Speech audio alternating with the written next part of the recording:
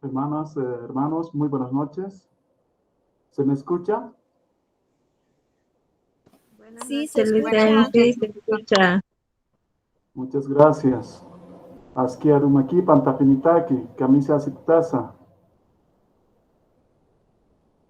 ¿Cómo están esta noche? Bien, Yatichiri. Waliki, Waliki, Kuyaka Yolanda. Bien, entonces, quizás alguna consulta, alguna pregunta, algún comentario de la primera sesión introductoria.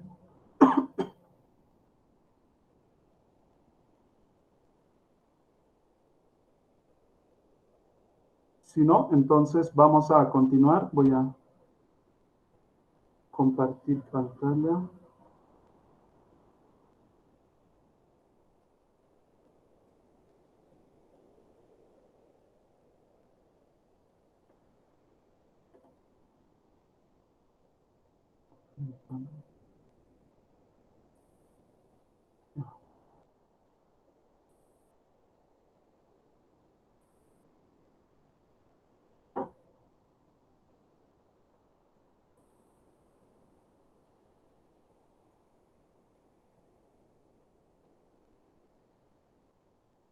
¿Se ve la presentación? Sí, se ve. Ya, muy bien, muchas gracias. Entonces, otra vez, bienvenidas, bienvenidos, hermanas, hermanos. Buenas noches. Entonces, empezaremos el contenido que tenemos que conversar esta segunda sesión. Habíamos dejado algunas cuestiones pendientes, vamos a continuar eso antes de pasar al tema central. Bien, entonces, los objetivos del curso, bueno, de esta sesión y de la siguiente, son los siguientes. Principalmente se trata de ver las categorías de cognición en el Aymara y también un poco retomando del quechua y en algún caso otros idiomas de nuestro mundo andino. Entonces, los objetivos. Vamos a repasar ahora sí, nos faltaba esto, las corrientes contemporáneas de la epistemología, dos tradiciones principalmente, la analítica y la naturalista, para un poco dialogar con ellos, ¿no? O estar al tanto de todo de lo que se está debatiendo en estas dos tradiciones. Vamos a ver eso hoy. Luego entramos ya a describir los aspectos del observar, esta primera gran categoría, que nos va a servir de modelo de cómo la cognición desde la cultura aymara funciona, ¿no? El uñaño, el ver, el observar. Que en quechua también sería el kawai, ¿no es cierto? Alguna hermana, algún hermano tal vez nos va a complementar también mejor en quechua. O el rikui, ¿no? Que es un poco distinto, pero tiene que ver también con esto de distinguir, de observar. Otro objetivo va a ser analizar las diferentes modalidades de observación. Modalidades de observación. Anteayer ya decíamos que al menos hay unas 30 maneras de ver. Eso es lo que vamos a ver aquí también. Pero no solo eso, sino que hay niveles de observación. Podemos hablar algo así como la observación de primer orden, el ver, de segundo orden, ver lo que se está viendo, de tercero, cuarto orden, etc. Hay también una riqueza tremenda en ese sentido. Y lo vamos a ver eso justamente con esta categoría del observar. Después, otro objetivo es desglosar el significado del pensar. Es decir, esta vez la categoría del lupiña. Del lupiña, perdón. Que en quechua sería yuyay también, ¿no? El pensar, el reflexionar. Y además reconocer el conocimiento práctico, el yatiña, o en quechua el yachay, o el rexi también, ¿no? Y finalmente, en esta parte, y esperemos que hoy día nos alcance el tiempo, el comprender la sabiduría del entender. Bueno, quizás hay una redundancia ahí, pero esta categoría del amuyaña, o el jamut hay también en el quechua.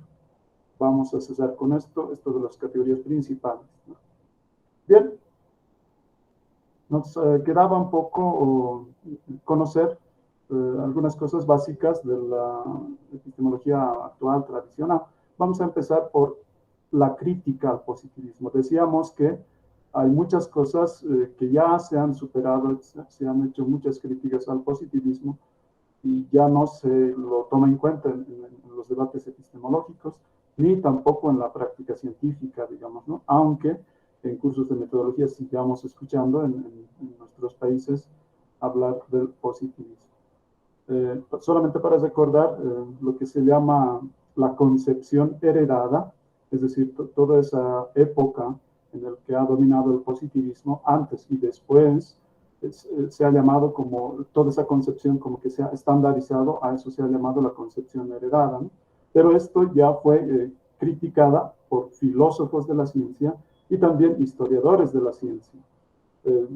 Recordemos nomás un poco al mismísimo Karl Raimund Popper, ¿no? Que desde 1934, en su vasta producción epistemológica, sobre todo, lógica también y otros temas, ya lo ha criticado. Ese es uno de los primeros que lo ha, digamos, duramente criticado y superado al positivismo. Aunque él también reconocía que ciertas cosas del positivismo iban a seguir.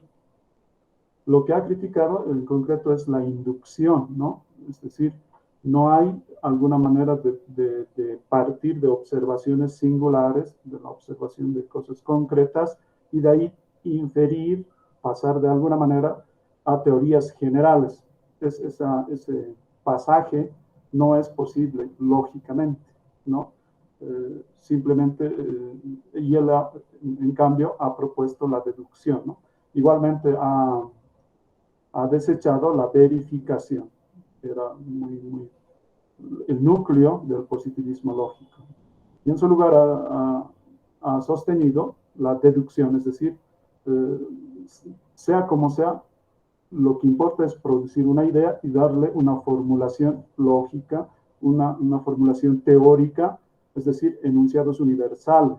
Eso es lo que hay que producir. Y lo que importa después es contrastar esas teorías formuladas con otras teorías, pero finalmente derivar enunciados singulares, enunciados de observación que puedan contradecir esas teorías que estamos imaginándonos proponiendo. A eso lo ha llamado el falsacionismo, ¿cierto? La falsación de hipótesis. Otro que, bueno, con Thomas Kuhn, desde 1962, en realidad se ha abierto toda una época post-empirista o más contextualista, más historicista, de concebir, de reflexionar la ciencia y la epistemología, ¿no? Recordemos que fue Kuhn quien ha propuesto que no se trata de acumular, el conocimiento científico no es acumulativo, más bien avanza por revoluciones, por cambio de paradigmas, ¿no? En una ciencia normal hay un paradigma que domina, donde todos los científicos o los especialistas en un área, en un campo, están de acuerdo en su metodología, en los problemas que se trata, etcétera, y saben cómo resolverlo. Pero cuando entra en crisis esa concepción generalizada, ese paradigma, bueno, se entra en crisis y va a aparecer luego nuevos problemas, nuevas soluciones y entraremos a un nuevo paradigma. Esa es básicamente su propuesta. Lakatos, desde el 70 también, era un seguidor de Popper, ha propuesto más bien que no habría tal falsación tan fácil como Popper pensaba, sino más bien hay programas de investigación que resisten a la falsación, que resisten a las contradicciones con la realidad empírica. Más bien, siempre se va a salvar la teoría proponiendo otras teorías ad hoc o hipótesis ad hoc, ¿no? En un cinturón de seguridad que todo el núcleo de la teoría siempre tiene. Feyerabend, otro crítico de toda esa concepción heredada, bueno, él va ya por el otro lado, ¿no? El anarquismo metodológico. Es decir, no hay un solo método científico, el famosísimo método científico que desde el colegio, la universidad, nos enseñan, ¿no? Que habría ciertos pasos estandarizados de hacer una investigación, etcétera. Entonces, Feyerabend va a decir, no hay tal ese método universal único. Eso es falso. Lo que hay es que cada disciplina, incluso cada científico, se da modos de poder investigar y proponer teorías o descubrir alguna cosa. Entonces, todo vale. Eso va un poco, digamos, al lado del relativismo o al anarquismo en realidad. Pero no solamente desde los filósofos o los historiadores de la ciencia, sino también desde la epistemología, desde el campo mismo especializado de la epistemología, se ha criticado al positivismo lógico. Pero ante esas críticas, también se ha reaccionado. En esa reacción ha surgido como que estas dos grandes tradiciones que ya lo hemos nombrado, ¿no? Por una parte, la epistemología analítica, desde el 76 en adelante, y la epistemología naturalizada, desde el 69 en adelante. Entonces vamos a un poquito repasar eso. Ahora, ya me han hecho la cuestionante de que ¿por qué vamos a revisar estas teorías de la filosofía analítica, por ejemplo? Si precisamente lo que queremos es criticar eso, ¿no? Porque hablar de epistemología analítica y toda esa filosofía dominante en Norteamérica o en Europa es pues precisamente la concepción dominante imperial que lo único que logra o su fin de fondo es conservar el orden moderno. Es su ciencia de la modernidad que se autoconserva con estas filosofías que se autojustifican, digamos, ¿no? Entonces, nuestra respuesta muy sencilla será, pues, uno, por no desconocer los problemas que ya lo están tratando y contrastar, diferir, ¿no? ¿Qué otra cosa nosotros podemos pensar, por decirlo así? Por no repetir, ¿cierto? Pero también, sobre todo, para dialogar. Habrá muchas cosas que en sus propias críticas, autocríticas, estaríamos recogiendo y no quedarnos en nosotros mismos tampoco, ¿no? La otra autocrítica de nosotros sería no encesarnos, ¿no? En un etnocentrismo por decir, estamos hablando ahorita de lo aymara, entonces no puedo decir yo solamente voy a recuperar, fortalecer y avanzar dentro de lo aymara sin conocer otras culturas, otras cosas, en ese sentido, ¿no? Bien. Por otro lado, no podemos pasar por alto, desde las ciencias sociales ya hay, hace décadas, una ciencia crítica, ¿no? O sea, no solamente hay una ciencia dominante, sino desde las ciencias sociales, sobre todo, se ha recuperado el marxismo. Bueno, sería todo un tiempo también hablar el método marxista, ¿cierto? Pero que en realidad es la dialéctica hegeliana. Sobre todo basado en la fenomenología del espíritu de Hegel, ¿no? Pasar desde la percepción hasta la razón, ese ascenso de la conciencia, estaría finalmente produciendo la ciencia de la totalidad. Llegar a conocer el total absoluto, eso era, ¿no? su idea de Hegel, y también en su famoso libro La ciencia de la lógica. Bueno, recuperando todo eso, el marxismo y el hegelianismo, se ha propuesto un conocimiento militante, es decir, toda investigación, todo conocimiento que se produzca en cualquier disciplina, pues se ponga de parte de la víctima, ¿no?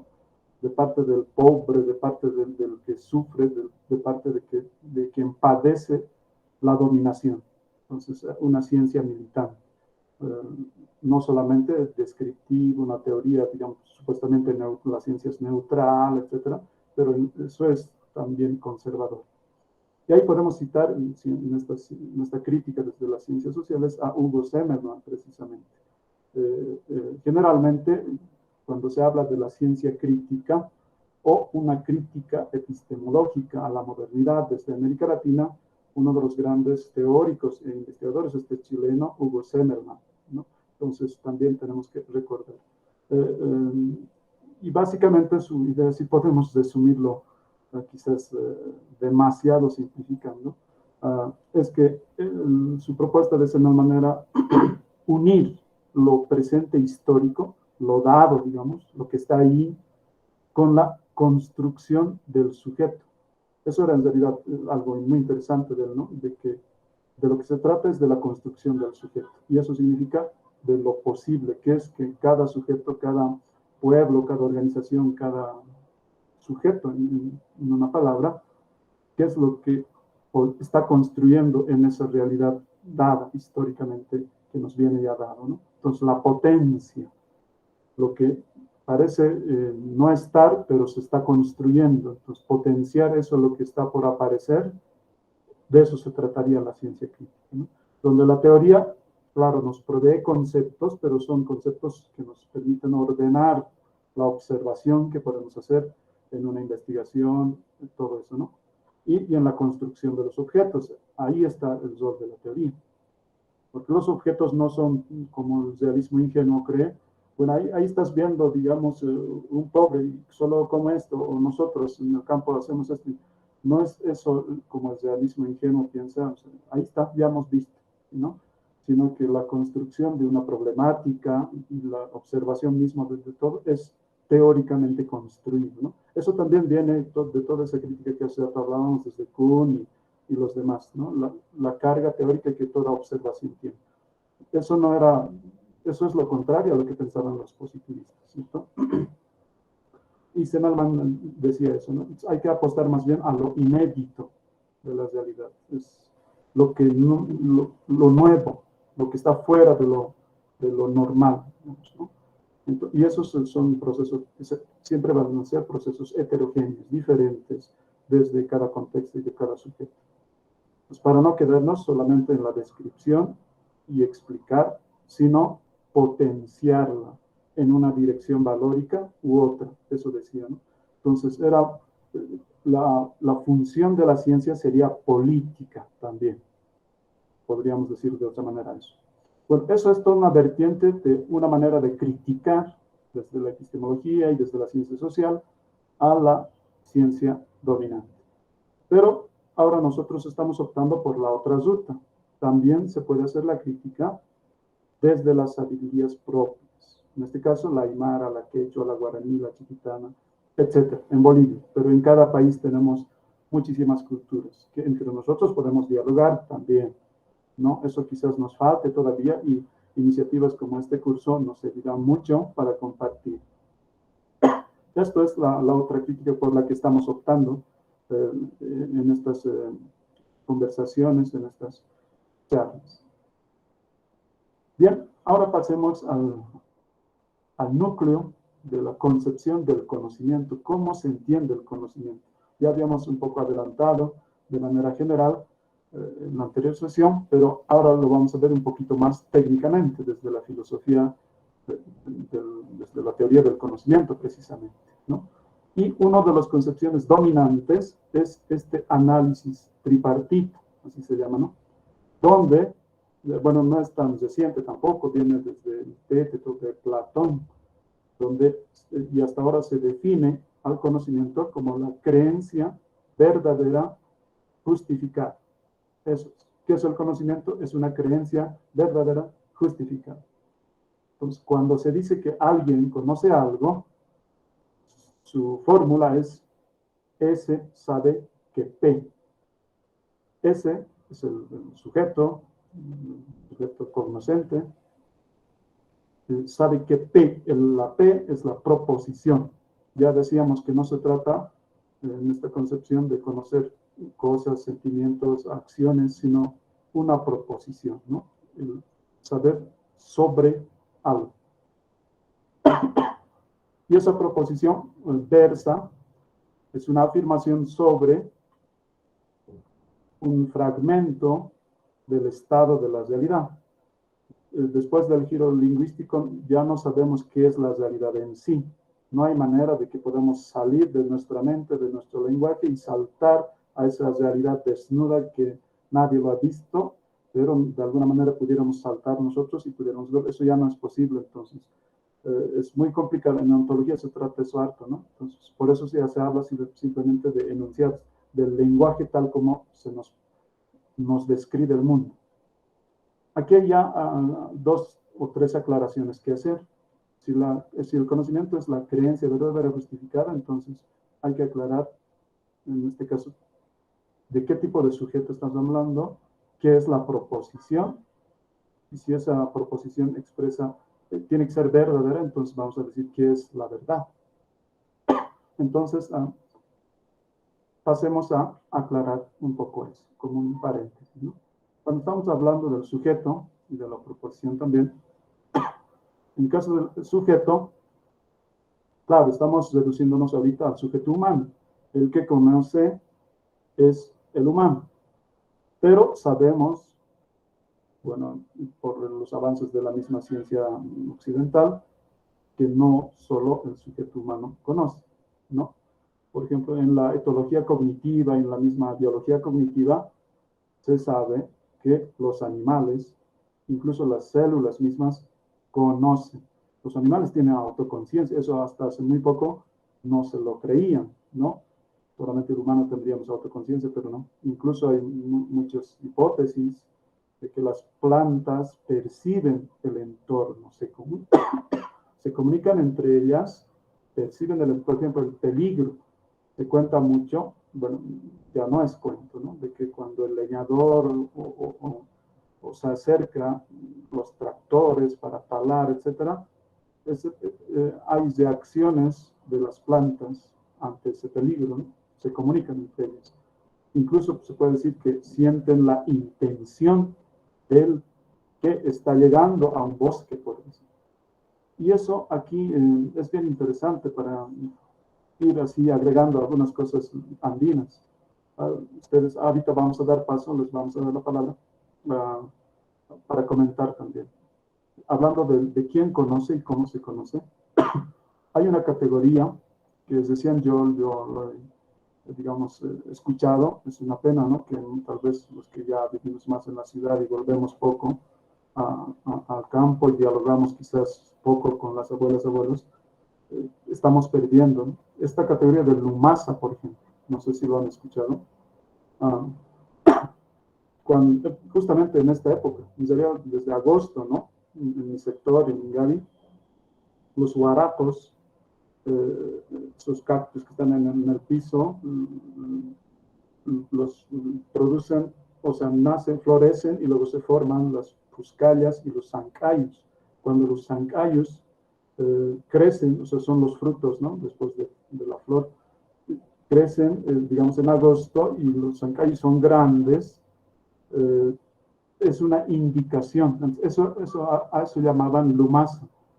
El zancayo sabe, es una manera de que esa planta, ese fruto, conoce cómo van a producir las otras plantas, la papa, por ejemplo.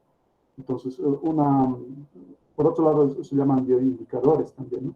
Pero una categoría propia ha sido el lumasa, de que esa flor, ese fruto, el zancayo, dependiendo de cómo ha crecido, qué tamaño, etcétera, sabe que así va a producir la papa, va a ser grande, va a ser en tal época, etcétera. Entonces, esa sabiduría entre las plantas, así lo podemos decir, esa interconexión biológica, seguramente, es que no conocemos todavía bien, solo hay esa idea en nuestra cultura, ¿no? Esa categoría de que hay una conexión así que nos permite incluso predecir el lumasa. Entonces, no solamente es el sujeto humano el que conoce, también los animales y las plantas. Incluso hay esta hipótesis de resonancia mórfica, ¿no? Lo han debido escuchar. Es una hipótesis de Sheldrake, ¿no?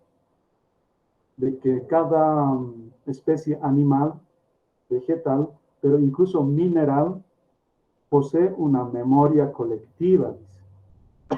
Es decir, aquí puede estar creciendo un mineral de cierta manera, si algo le pasara, también le afecta al mismo mineral en otro lugar lejano. Entonces se transmite a distancia los aprendizajes o cambios en los miembros de esa especie animal, vegetal o el tipo de mineral, la resonancia mórfica, ¿no? Ahí en internet se puede conseguir varios documentos de ese tipo. Lo que sí está más estudiado es, incluso desde la neurociencia, uno consulta los libros de Antonio Damasio, por ejemplo, y se sabe muy bien que la vida simple, las células, no tienen cerebro ni mente, como el sujeto humano, pero sí tienen voluntad y conocimiento, o sea, no son conscientes en el sentido mental humano, pero sí ese conocimiento, esa voluntad que pueden tener, pueden servirlos para la gestión de la vida. Es decir, saben cómo moverse, cómo ingerir ciertas energías o elementos que necesitan, etc. En ese sentido. Por un lado, eso, esa aclaración, ¿no? Pero nos vamos a limitar, por ahora, al sujeto humano. Por otro lado, ¿qué es la proposición? Bueno, aquí igual, ya hemos dicho lo anterior, ¿no? Lamentablemente, se está, en esta concepción tradicional, se reduce el conocimiento, al conocimiento acerca del mundo, a la proposición, al saber teórico acerca de los hechos, ¿no? ¿Y qué son los hechos? Son enunciados que describen estados de cosas. Estados de cosas que pueden ser actuales, posibles o no posibles. Y no son experiencias, las experiencias psicofísicas, es decir, desde la llegada de la luz a la zeppelin, etc. No, ni tampoco la proposición es el objeto real mismo, ¿no? Sino son estados de cosas enunciados, que son expresados, que son afirmados, ¿no? Y los estados de cosas existen en el mundo, que pueden ser dichos o no, como un conjunto de objetos al que se atribuye una relación o estado. Esos son los estados de cosas al que se refieren o que son enunciados en una proposición. Y una proposición básicamente es aquel enunciado o conjunto de símbolos con sentido en el que se afirma algo que es susceptible de ser verdadero o falso. Esa es su única función lógica. Un ejemplo podemos decir Pacharu kununtatao, ¿no? Pachar kununtatao, una imagen. Eso es. Pacha tiene es mucha filosofía, no lo vamos a abordar aquí, pero aquí se puede traducir como cielo. Kuno es nieve, ¿no? Entonces, Pachar kununtatao se está afirmando el cielo está nevado. Eso es una proposición, por ejemplo. Claro, en este caso no es una proposición solamente descriptiva, sino que implica cierta cosmovisión. Pacha ya implica muchas cosas. Kuno, en este caso, por ejemplo, no es directamente la nieve, se está refiriendo a las nubes blancas que pueden llenar todo el cielo. Eso es lo que está diciendo y implica varias cosas. Tiene un contenido no solamente descriptivo, sino cosmovisional, ¿no? Y por otro lado, hay que aclarar un poco también, cuando decimos que el conocimiento es una proposición verdadera y justificada, que es la verdad, ¿no? Algo ya habíamos dicho lo anterior, que la proposición P, cualquier proposición, sea verdadera, significa que se ajusta al estado de cosas existente en el mundo. Ahora, ¿cómo sabemos que se ajusta o no? Ese es el gran problema. Entonces, de todas maneras, la idea de la verdad es que implica que está realmente presente, ¿no? Patente, es lo que es, no es lo irreal. Eso viene un poco del griego aletheia, ¿no? El develar o destapar lo que está oculto. Pero también tiene el sentido la verdad tiene el sentido de lo fiable, lo auténtico, no lo falso, ¿no? Eso podría venir de veritas o fides latina, ¿no? La confianza en las personas o la confianza en las cosas. Pero también la verdad es cuando lo que se dice es lo que acontece, o lo que se dice o se piensa es lo que se hace.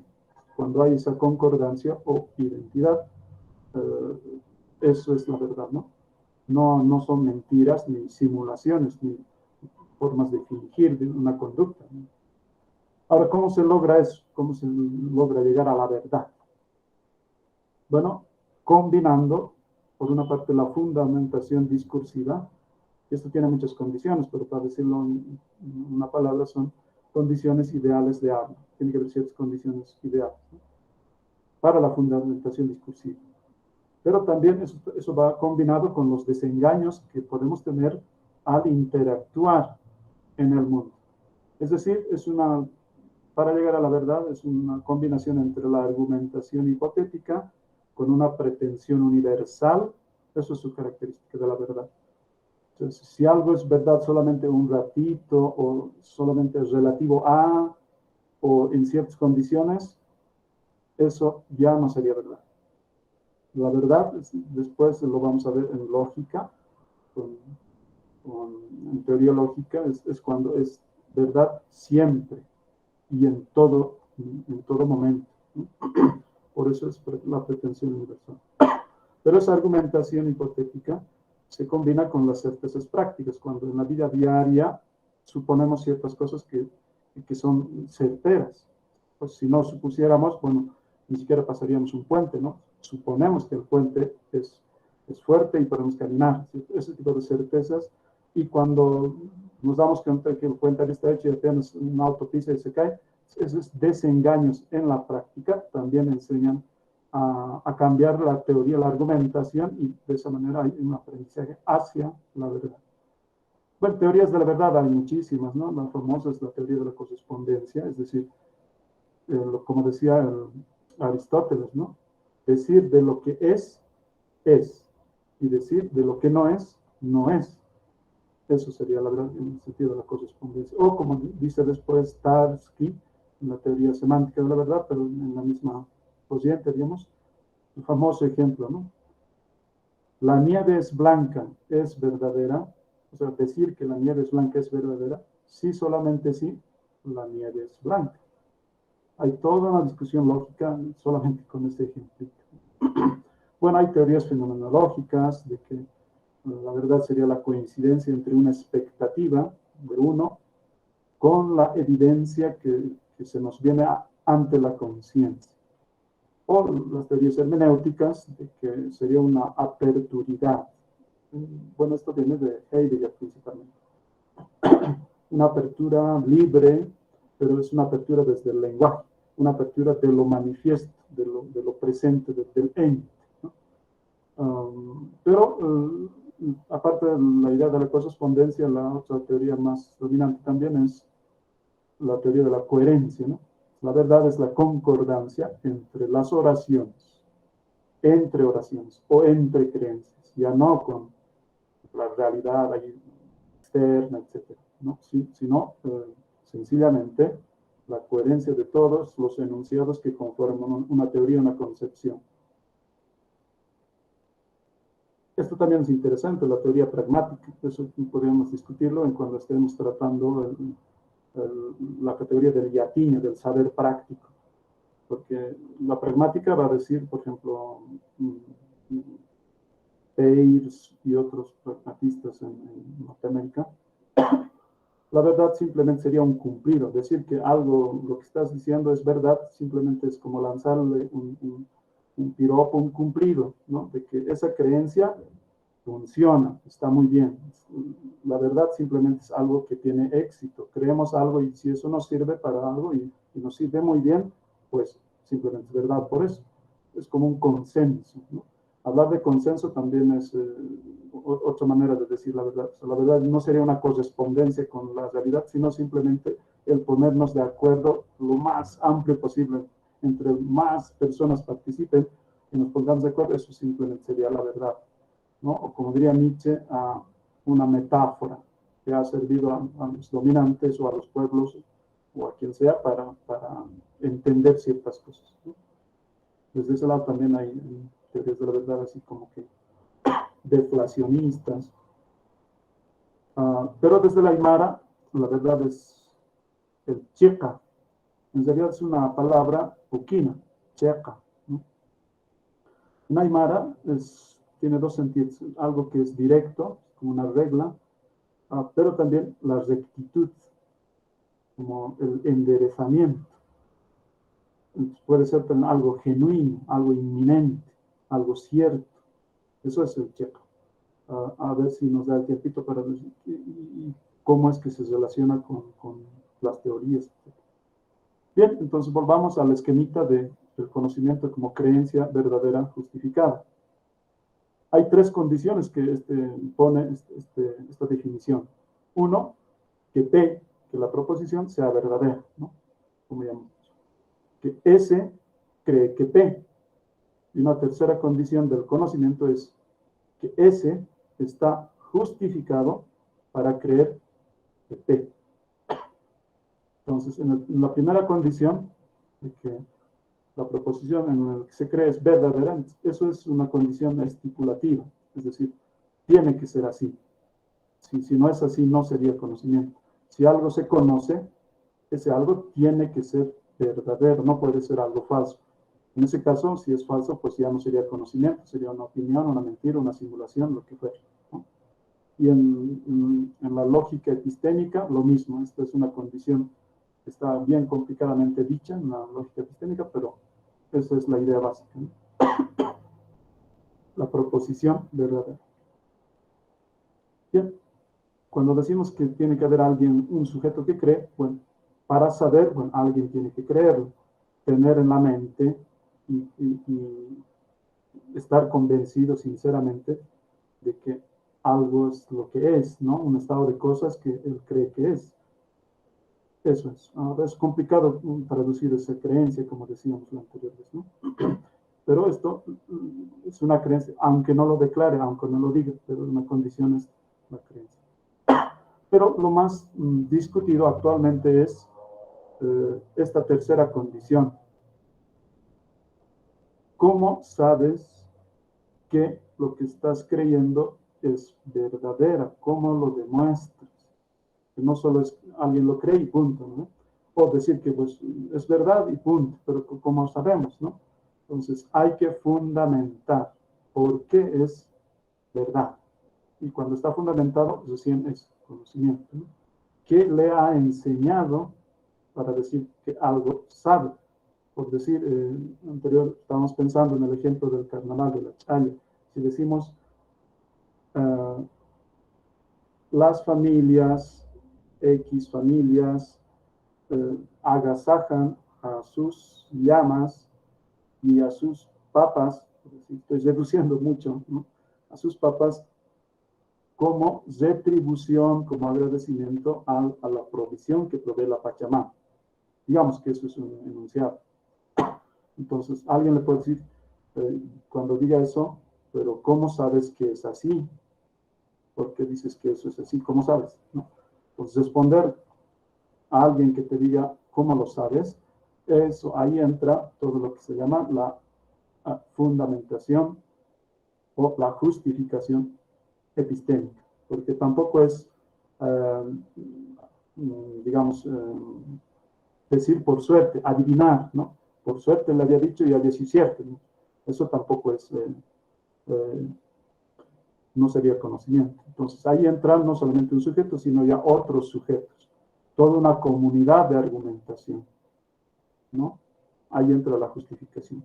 Y cuando se habla de justificación, es, bueno, ¿qué te hace creer que eso es lo que crees? Es que es cierto. Entonces ahí hablarás, no, es que hay una percepción y vamos a tocar eso de la percepción. Y o recurrir a la razón, es que la razón, lógicamente, se puede demostrar que lo que estoy diciendo es verdadero, por eso, ¿no?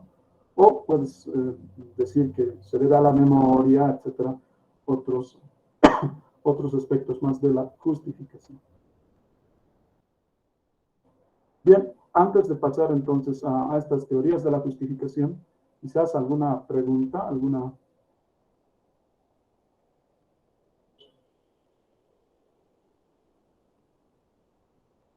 Vamos a volver.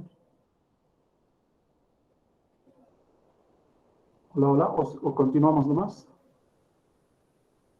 Hemos visto la famosa definición tripartita del conocimiento, ¿no? Entonces, son los aspectos que ahorita vamos a seguir ampliando y luego combinamos con las categorías aymaras.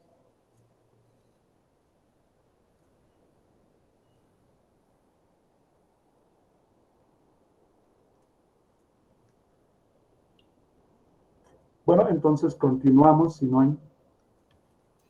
Voy a volver a compartir. Buenas noches, hermano Froilán. Buenas noches, hermano Sol. Por el retraso tuve alguna dificultad y nada, voy a estar más atento al contenido del curso. De acuerdo, bienvenido, Rolly, buenas noches. Bien, entonces compartimos la siguiente parte.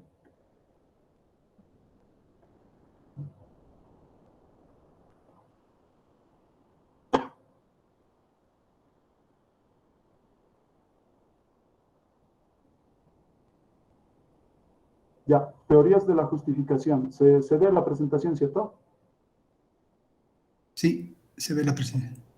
Gracias.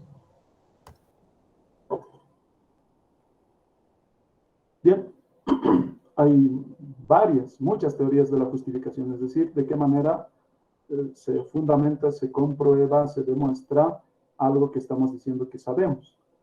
Hay dos tradiciones, decíamos, ¿no? Por un lado, la epistemología analítica y por otro lado, la epistemología naturalizada. En la primera tradición, norteamericana sobre todo, están las teorías fundacionistas, ahorita lo vemos, teorías coherentistas, las fiabilistas, este debate que ya es clásico, ¿no? Pero apenas tiene unos 40 años, entre el internismo y el externismo. Eso también. La epistemología de las virtudes, que es lo último que se está discutiendo en los debates epistemológicos. Por otro lado, la otra tradición, la epistemología naturalizada, está esta corriente del naturalismo del primero que ha iniciado esta corriente, ¿no? De Kuhn, en el 69, en su famoso artículo de epistemología naturalizada, así se llama, lo pueden leer en internet, está, en el que dice que desecha, está en contra de eso, de que la epistemología fuera una fundamentación externa, una filosofía primera, o sea, aparte de la ciencia, ¿no? Y va a reducir la epistemología, en realidad, a otra ciencia más. En realidad, la epistemología ya sería para Kuhn parte de la misma psicología. Entonces, y además no cualquier psicología, sino la psicología conductista. Es decir, el conocimiento, en este sentido del naturalismo, va a ser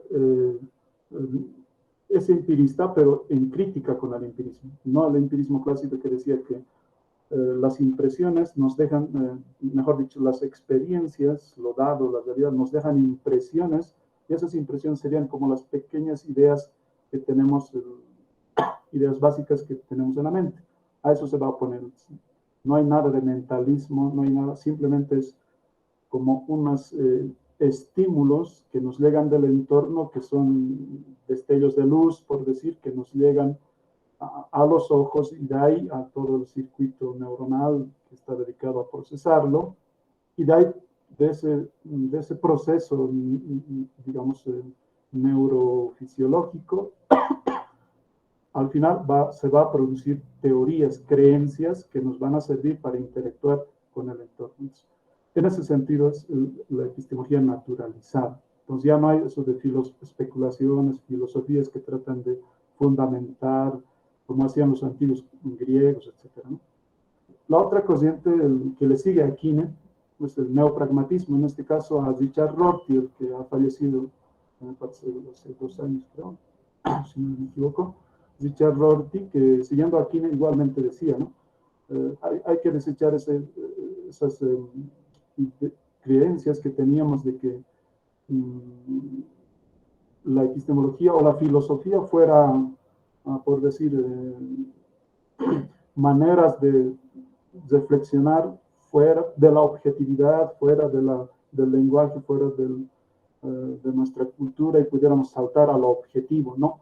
En realidad, sí, lo que pasa es que nuestro cuerpo ha interactuado siempre con el entorno y de esa interacción naturalista, vamos a decir, es que hemos aprendido hábitos para contestar, para reaccionar al entorno, y ese conjunto de hábitos aprendidos, prácticas corporales, y en realidad hasta el lenguaje simplemente serían prácticas, hábitos en el sentido corporales, en los ruidos que producimos, que nos sirven para convivir cada vez de mejor manera en el entorno. En ese sentido, también es naturalista. Hasta la cultura sería en ese sentido, ¿no? Como una producción evolutiva y además en sentido físico-químico, ¿no? Y no tanto en sentido especulativo, más, digamos, filosófico. Claro, ahí mismo está la epistemología evolucionista, que va a decir cómo desde los primeros primates, cómo han procesado toda la información externa, la interacción con el entorno, y al final los últimos primates, que seríamos nosotros, desde esas veces, ahora ya hemos producido incluso teorías sobre el cosmos, sobre el universo interno. Hay esa explicación también evolucionista del conocimiento.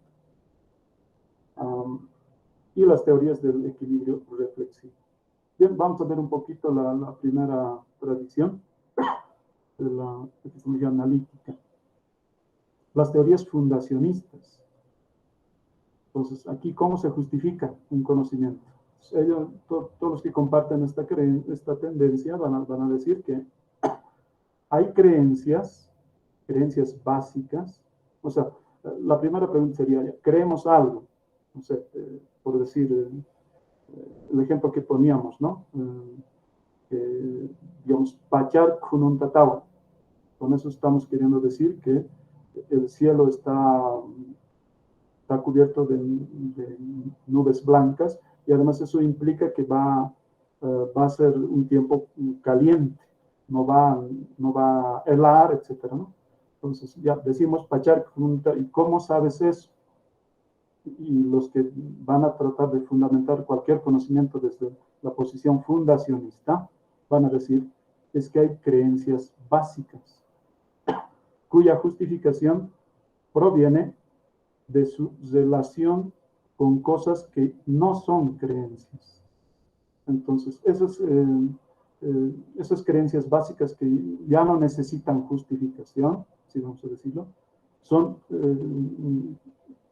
se fundamentan en otras cosas que ya no son creencias. Pueden ser los estados mentales, por ejemplo, diferentes de las creencias, ¿no? Como, por ejemplo, las experiencias sensoriales. Aquí estarían inscritos todo el empirismo clásico que conocemos, ¿no? De que son las impresiones sensibles, son los que nos permiten fundamentar una creencia, un conocimiento. Pero también estuvieran entre los fundacionistas, los racionalistas, que decían, no, el fundamento último que no necesita justificación son las ideas innatas que nos ha puesto Dios en nuestra alma. Listo, eso no se puede discutir. La matemática pura, los primeros, digamos, bases, digamos, ¿cómo se llaman? Los axiomas de la matemática han sido puestos por Dios, o de alguna manera la naturaleza lo ha puesto en la mente y simplemente eso está ahí, digamos, ¿no? Que no, ya no se puede discutir. Pero derivando de eso, sí podemos ir justificando cualquier otra creencia, ¿no? Los fundacionistas, ¿no?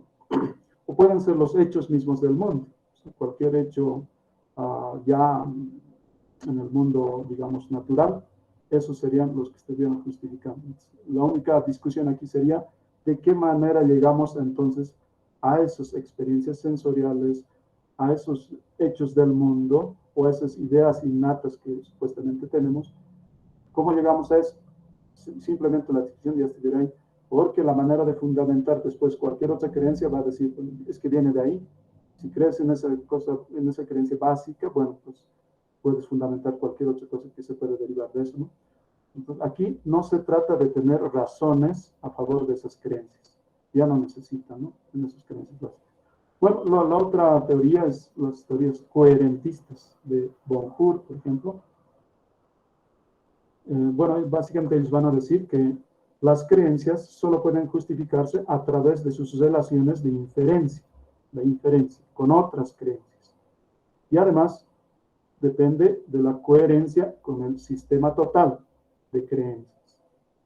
Entonces aquí lo que importa es tener presente el conjunto total de las creencias donde se inscribe, o sea, al interior del cual cualquier creencia que tengamos, si concuerda o no, ¿no? Y listo, viene de esa concordancia, de relaciones de diferencia.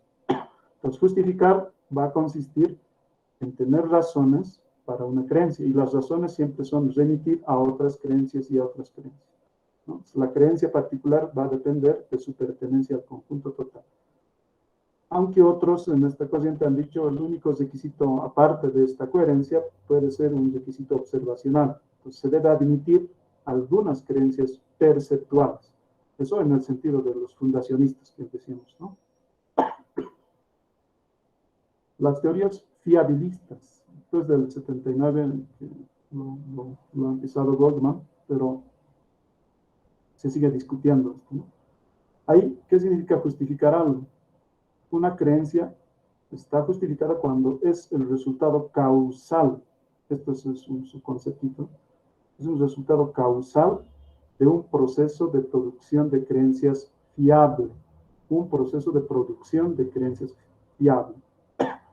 O sea, un proceso psicológico, experimental, en ese sentido, ¿no? De cualquier tipo. Que tienda a producir más creencias verdaderas que falsas. O sea, es una cuestión estadística también. Si un proceso tiende a creer más creencias verdaderas que falsas, pues ese proceso repetible, etcétera, se puede usar para justificar en cualquier otro contexto, ¿no? Otras creencias. Uno puede tener creencias justificadas aun cuando no crea ni sepa que están justificadas. Esto es una consecuencia que lo han criticado mucho, ¿no? A los fiabilistas. De que incluso si aún uno no está consciente, pero pueden estar justificadas sus creencias, según el proceso que... O sea, el observador externo puede constatarlo. No es necesario que el mismo cognoscente lo haga, ¿no? Y aquí, como en el anterior caso, no depende de razones. El tipo de proceso que decíamos, ¿no? El proceso que produce creencias fiable es una función psicológica operativa. Puede ser experimental, como la psicología experimental siempre hace, ¿no? Ese es un ejemplo clásico de esto. Ahora, el debate entre los externistas y los internistas se puede retrotraer a siglos atrás, ¿no? El externismo es aquella postura que defiende que los estados, los procesos o los objetos del conocimiento son introspectivamente no accesibles al sujeto de la creencia. Es decir, todos aquellos que digan, a ver, cuando se dice que conocemos algo, eso es lo que estamos diciendo, o el proceso mismo de conocer, o los objetos que decimos que estamos conociendo, o los hechos, los estados de cosas que decíamos, no son introspectivamente accesibles del mismo sujeto que tiene esa creencia, sino más bien del mundo externo. Todo va a estar en el mundo externo. No es algo que tengamos dentro de la mente. Por eso es el externismo y además no depende de las razones. Aquí estarían, por ejemplo, todo el clásico racionalismo, que decían el conocimiento es cuestión de la razón y punto, ¿no? O mejor dicho, perdón, el internismo sería todo lo que son los racionalistas. Y el externismo sería cierto tipo del empirismo clásico, que decían que todo viene de afuera, ¿no? En ese sentido. Bueno, el internismo es más bien lo contrario, ¿no? Que las condiciones del conocimiento, igualmente los estados, los procesos, todo lo que conocemos, en este caso sí son introspectivamente accesibles. Es el sujeto que está conociendo el que puede decir que es que yo lo estoy pensando, yo me he acordado. Entonces son estados mentales del que nos damos cuenta cada uno. En ese sentido, todos los que defiendan cómo sabes lo que sabes, es que yo lo estoy pensando, yo lo sé. Los que se acusan a ese tipo de fundamentación son los internistas. En cambio, que van a decir que no, nada está en la mente al principio, todo va a venir de afuera, serán los externistas, ¿no? Y para acceder introspectivamente a lo que sabemos, basta con reflexionar, como decía Locke. En este caso sí, lo que cuenta son las razones. Y finalmente la justificación en la epistemología de las virtudes de Ernesto Sosa. Esto es muy interesante, esto está en debate en la última década. Una creencia está justificada cuando se la adquiere a través del ejercicio de una o más virtudes intelectuales del sujeto que está conociendo, ¿no? O sea, ¿cuáles virtudes intelectuales? Puede ser disposiciones, ¿no? Cierta tendencia o inclinación a hacer algo, ¿no? Facultades, pueden ser habilidades cognitivas, digamos, la percepción. ¿De qué manera es la mejor percepción? Eso lo vamos a discutir en el caso de la imagen, ¿no? O la memoria, o la intuición, o la inteligencia, etc. O sea, son virtudes que una persona tiene y que al usarlos producen más creencias verdaderas en nuestro mundo actual o en un mundo posible. Esta es otra discusión a la que no vamos a entrar, ¿no? Hay toda una semántica de Kripke que habla, y es lógica, ¿no? Que habla de que no es solo un mundo en el que estamos viviendo, el mundo presente, el mundo actual, sino eso es un mundo más entre todos los mundos posibles. El sujeto puede ser más activo, por ejemplo, más responsable. Hay esta categoría también de la responsabilidad epistémica. Eso es primordial, ¿no? La responsabilidad epistémica. La prudencia, la inteligencia, esas virtudes. Que tengan un carácter fiable, o sea, si tiene esas virtudes, al usarlos, además sea confiable cuando produzca un conocimiento. Y además también que la haga buena persona. En ese sentido es virtud intelectual, ¿no? En el Aymara, uno si lo piensa, este ejercicio de las virtudes tendríamos categorías como el tuji, por ejemplo. ¿Quién es tuji? Aquel que es curioso, inquieto, que siempre está, digamos, manejando cosas, quiere ver una cosa, hacer otra. El tuji, ¿no? El apa, el activo, lo contrario de flojo, digamos, ¿no? El activo, animoso, que no se cansa, que siempre está permanentemente sin perder el tiempo, digamos. El chiqui, aquel inteligente, ingenioso, que aprende muy rápido las cosas o asimila lo nuevo o se inventa cosas, el inteligente, el chiqui. El pico, que sería el instruido, el que se acuerda todo, sabe todo, el instruido. Pero también pico había sido el alegre, que siempre está sonriente y bien animado, ¿no? Ejercer este tipo de virtudes epistémicas ayudan a que el conocimiento, o incluso se descubran nuevos conocimientos, ¿no? En el ejercicio de estas virtudes intelectuales. Bien, aquí tal vez alguna pregunta, por favor, si hay alguna duda, porque ahora ya vamos a pasar a tratar las categorías que estamos anunciando y no entramos.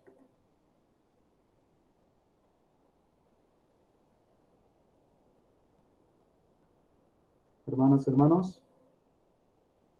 Continuamos nomás, profe. Buenas noches. Buenas noches, ¿cómo está, hermano Ponciano? Bien, entonces vuelvo a compartir.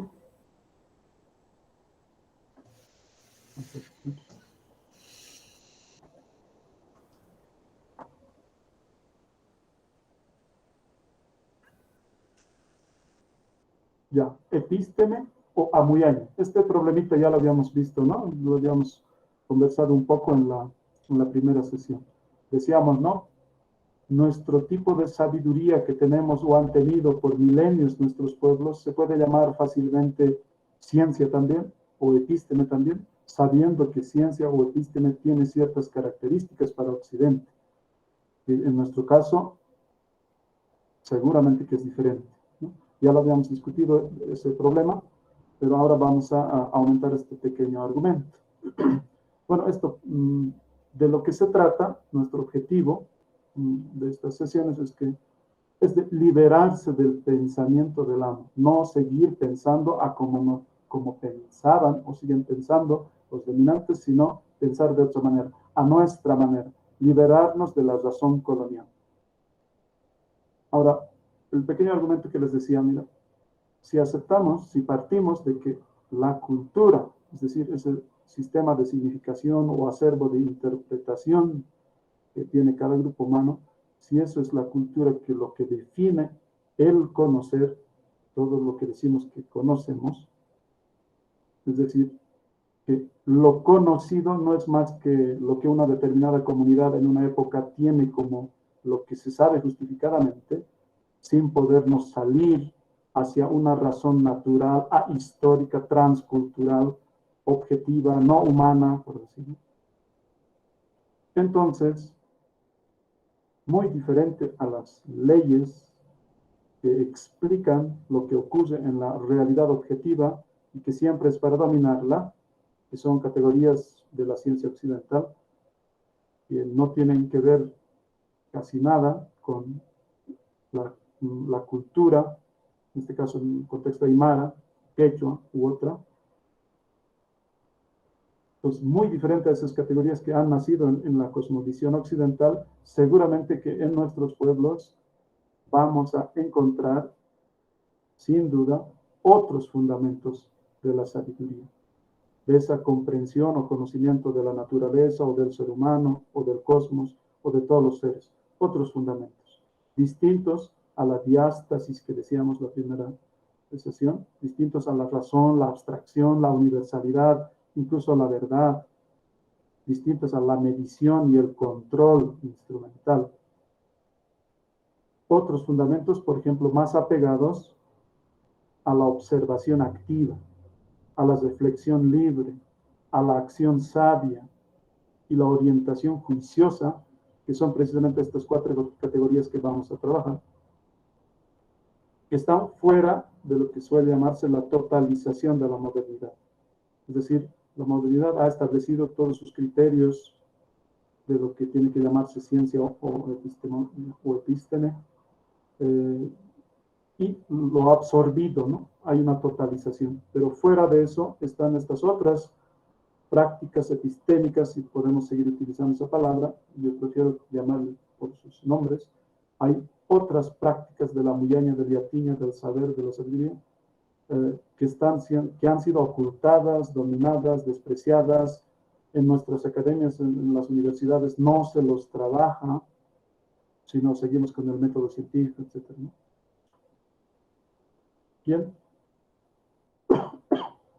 Vamos a empezar entonces con la primera gran categoría, el observar, el uñaña. Los empiristas sostienen que la experiencia tiene primacía en el conocimiento y no la razón. Podemos encontrar aquí a David Hume, que decía que las ideas derivan de las impresiones. Pues lo que tiene primacía aquí es la percepción de los sentidos, la visión en este caso, pero los otros sentidos también. Entonces, partiendo de esto, los empiristas en la ciencia dirán pues que la base empírica son los enunciados de observación. No tanto la parte que corresponde a la neurofisiología, ¿no? Sino más bien cómo se interpretan los datos sensoriales en la percepción. Vamos a dialogar con toda esa teoría que existe normalmente, ¿no? Pero primero distingamos 2 cosas, ¿no? Primera distinción.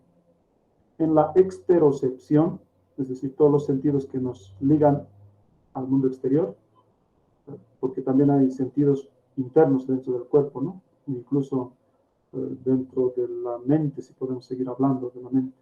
Pero en la exterocepción, una cosa es ver objetos, simplemente algo concreto, algo, ¿no? Algo específico, algo particular en un espacio y un tiempo, ¿no? Señalado. Por ejemplo, podemos decir como el titi. Una cosa es ver así algo concreto. El titi es el gato montés, se puede traducir de varias maneras, ¿no? Una cosa es ver algo, un objeto, pero otra cosa es ver hechos. Objeto y hechos son diferentes. Los hechos son relaciones o estados que decimos que tienen los objetos. Es una relación entre objetos o maneras de ser del objeto. Saber que está así o está asá, de eso más bien se trataría el conocimiento, no de objetos específicos. Además, describiéndolos conceptualmente. Esto no solamente en la visión, sino también lo que sucede en el escuchar. Entonces, al escuchar también se va a tratar de saber qué es lo que se está escuchando. ¿Es esto o es aquello lo que suena? No es solo un ruido, ¿no? Eso es una primera distinción, pero aparte de eso, aparte de que son los hechos lo que cuentan para el conocimiento y no los objetos, también está otra distinción, y esto quisiera que por favor lo recuerden muy bien, porque nos va a servir para el diálogo posterior de manera muy importante y fundamental. Y esto es como una novedad también, ¿no? Algo que estamos poniéndolo en discusión. Esta otra distinción es la ubicación en el acontecer. Si bien has dicho, lo que cuenta son los hechos, relaciones entre objetos, pero también aquí vamos a decir que lo que cuenta más que eso todavía es la ubicación en el acontecer, el transcurrir en el suceso. O sea, el que está sabiendo algo está metido, está envuelto en lo que está pasando, en ese sentido de transcurrir. ¿Ya? O sea, vamos a recordar, por favor, esta idea.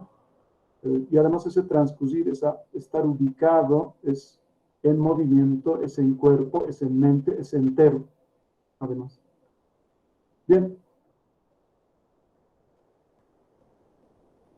Para empezar a hablar del ver, del observar, del uñaña en el Aymara, tal vez nos sirva recordar el esquema que se tiene normalmente en la psicología, en la misma epistemología, ¿no?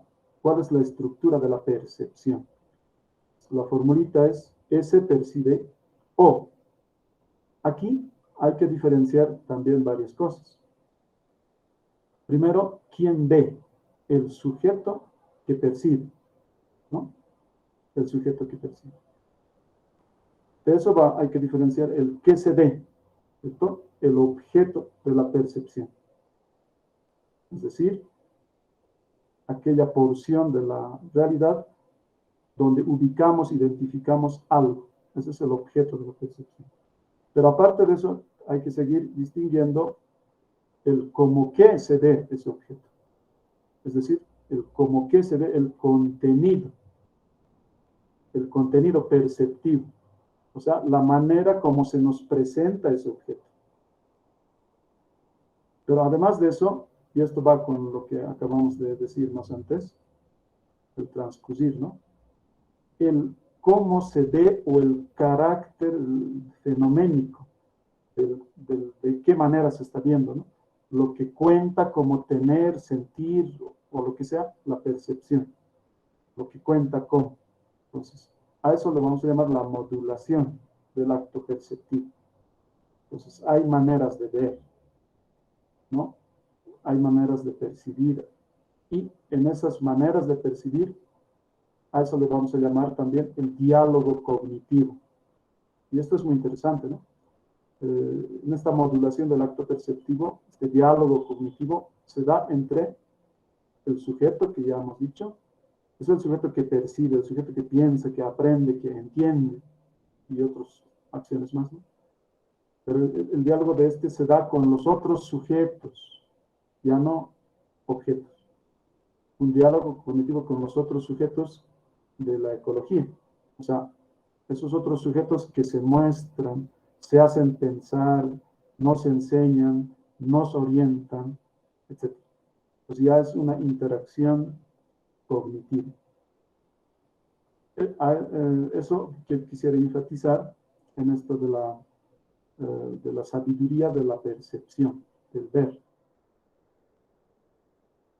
Para insistir un poco más, podemos recordar las teorías de la experiencia perceptiva, ¿no? Aquí hay varias teorías. Digamos, dos polos podemos ubicar, ¿no? Por un lado, entre el creer que las cosas que creemos son tal cual son, tal como son. Podemos creer que lo que vemos es tal cual, ¿no? Y el otro polo es, no es tal cual, sino simplemente es como nos están apareciendo. Lo que será tal cual o lo que será en sí, bueno, quién sabe, ¿no? Pero lo único que tenemos es tal como se nos aparecen a nosotros, tal como para nosotros es. Pero entre esos dos polos hay varias teorías. La teoría causal de la percepción va a decir, el objeto es el que causa la percepción y el contenido perceptivo. Hay un objeto ahí natural, allá afuera, etcétera, que es lo que va a causar el contenido perceptivo, ¿no? Eso es una teoría. Hay otra, la teoría representacional, que va a decir más bien que el contenido es mental, está en el sujeto. El contenido es mental. Y el objeto es una sensación, puede ser una sensación visual, táctil, incluso puede ser una ilusión, pero está dentro de la representación, o muy cerca a la misma mente, ¿no? Hay otras teorías como el fenomenismo, que va a decir el objeto y el contenido perceptivo son lo mismo, ¿no? Entonces, eso prácticamente ya es puramente mental, ¿no? El objeto y el contenido son lo mismo. Y son elaboraciones sensoneuronales, están en la mente. Los objetos solo son postulados útiles para la regularidad habitual. Es decir, lo que creemos que son objetos, lo que creemos que es un animal, una roca, lo que sea que creemos, simplemente es una elaboración de nuestra mente para decir, mira, así vamos a interactuar de mejor manera en nuestros hábitos. Eso es el fenomenismo. Otra teoría, el antirrepresentacionalismo, va a decir que bueno, el objeto está en el mundo externo, sí, eso lo vamos a admitir, dirán, ¿no? Por eso puede haber percepciones verídicas, percepciones falsas, ¿no? Porque hay objetos allá afuera. Si fuera todo mental, pues no habría manera de comparar, ¿no? Pero dice, además no es que el contenido determine el objeto, como en el anterior caso del fenomenismo, ¿no?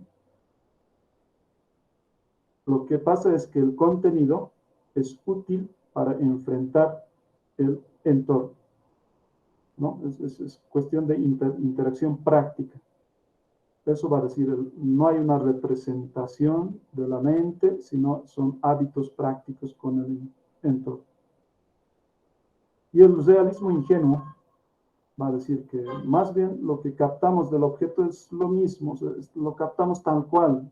Ves una piedra, ya esa piedra es tal como lo estás viendo. No hay otra cosa diferente, que solo Dios lo sabe, sino es tal cual lo vemos nosotros. Eso va a decir el realismo ingenuo. Pero el realismo intencional va a decir, no, en realidad lo que se obtiene es es una interacción entre el contenido y el objeto. Se modifica. Si obtenemos nueva información del objeto, entonces nuestro contenido perceptivo, lo que pensábamos que era, va a cambiar. Si seguimos obteniendo otra información, va a seguir cambiando. Entonces, hay un proceso de ajuste, ¿no? Eso va a ser, quizás eso está más cercano a las teorías vigentes ahora, ¿no? El realismo intencional. Bueno, ahora sí, en el Aymara, ¿cómo hacemos? Sabiendo todo esto y dialogando con la sapiencia de la visión. El uñaña, vamos a decir que es el ver que es. El ver que es. El uñaña es mirar con lo sabido y lo sentido. Mirar con lo sabido y lo sentido. Es un ver conociendo. En quechua todavía se distingue un poco más. Por ejemplo, será Hawái, será la mirada, ¿no? O el Hawana, digamos, el lugar donde se otea, el lugar donde puedes divisar, puedes mirar a todo lado, Hawái, la mirada. O el ver, el zikui, ¿no? El identificar directamente, ver algo. Esas dos categorías quizás se puede complejizar más todavía. Pero en el Aymara hay uno que es básico, ¿no? El uñaña. Uña, en realidad, es la raíz, el ña es el infinitivo, ¿no? El verbo. Bien, ¿qué es el uñaña en el Aymara? Es percepción e interpretación. Ya sabemos qué es percepción, en las anteriores diapositivas, pero al mismo tiempo es interpretación en el Aymara. Inicialmente puede ser solo receptiva, entonces vemos algo y bueno, enfocamos la vista, digamos, ¿no? Y ya pues procesamos visualmente esa información, ¿no? No es creadora todavía, simplemente transmite, o sea, el ver, el uñaña, simplemente transmite la información del mundo al cerebro. Listo. Pero inmediatamente a eso hay otro proceso.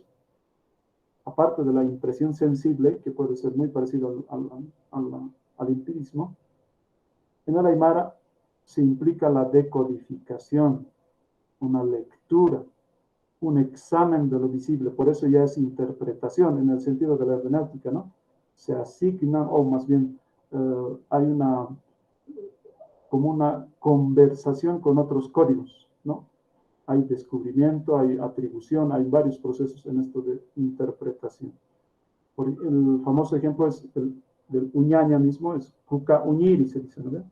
El que ve la coca. No quiere decir que solo lo está viendo y ve unas hojas y punto. Está interpretando, está leyendo, está decodificando, y eso no vamos a entrar ahorita, seguramente ya en otros módulos ya eso estará mucho más claro, pero como ejemplo, ¿no? Del acto de visión. Pero no solo es eso, es constructiva el uñaña. Es decir, ya crea. Así como la escucha no es solamente un oír, un puro ruido, sino es reconocer tipos de sonido, ¿no? Por ejemplo, esa capacidad tal vez ya la hemos perdido. Es decir, cuando oímos la manera, el sonido que hace el agua en una vertiente, o en un río, o en una cascada, etcétera, o el movimiento ahí en un lago, o el sonido de las aves, etcétera, pues seguramente hay mucho que reelaborar, recuperar en eso, pero no es solo un ruido sin sentido, ¿cierto? Pues en el ver es lo mismo, es constructivo. El ver implica un saber previo. Se elaboran juicios sobre el objeto percibido, se conceptualiza. Entonces, el ver no solamente es algo que está desnudo, un objeto sin interpretar, sino que más bien ahora el ver, el uñaña, implica ya una conceptualización de lo que se está viendo, ¿no? Incluso el ver, el uñaña, constituye lo visto. El acto de ver, no diríamos que crea, pero constituye lo que se está viendo. Ahorita lo vamos a ver cuando veamos los modos de ver.